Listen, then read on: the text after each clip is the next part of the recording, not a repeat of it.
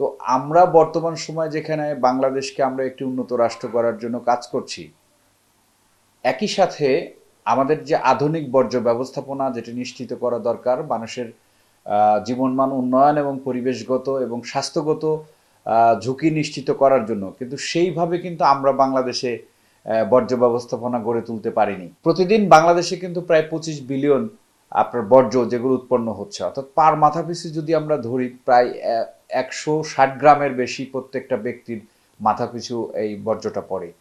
এবং এই হারে যদি আমাদের বর্জ্য ব্যবস্থাপনা যদি আমরা ঠিকভাবে রিপ্লেসমেন্ট করতে না পারি কিংবা আমরা তদারকি করতে না পারি, তাহলে আগামী বছরই এটা আরও 5 বিলিয়ন টন কিন্তু বেড়ে যাবে। সমন্বিত প্রয়াসের মধ্যে আসতে হবে। সমন্বিত প্রয়াসের ক্ষেত্রে ঢাকা সিটি কর্পোরেশনের যে সকল এরিয়া আছে, মূলত আসলে ল্যান্ডফিল্ড যেগুলোকে আমরা বলে থাকি, এখানে দীর্ঘ সময় এই বর্জ্যগুলো পড়ে থাকার ফলে মাটির ক্ষতি হচ্ছে, পোকামাকড় জন্মগ্রহণ করে, আবার গন্ধ ছড়াচ্ছে, অর্থাৎ বায়ু দূষণের বাতাসের মাধ্যমে আমরা কিন্তু ব্যক্তি পর্যায়ে যারা আছি জনগণ তারা ক্ষতিগ্রস্ত হচ্ছে।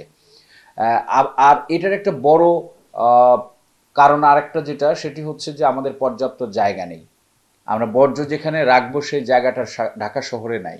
কিন্তু আমাদের পৌরসভা, অন্যান্য যে সকল সিটি কর্পোরেশন ঢাকার বাইরে আছে, সেখানে কিন্তু জায়গা অনেকটা আছে, কিন্তু টেকনোলজি আমাদের না থাকার ফলে আমরা কিন্তু কি করতে পারছি না, সঠিকভাবে ব্যবহার করতে পারছি না।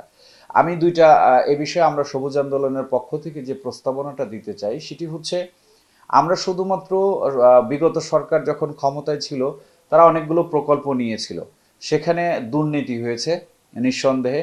প্রকল্পের আয় মানে বাজেট অনেক বেশি দেখালেও প্রকল্প খুব বেশি আমাদের প্রায় 20-22টা প্রকল্প কিন্তু আমরা স্যাম্পল দেখতে পেয়েছি, প্রোডাকশনে গেছে 6-7টা।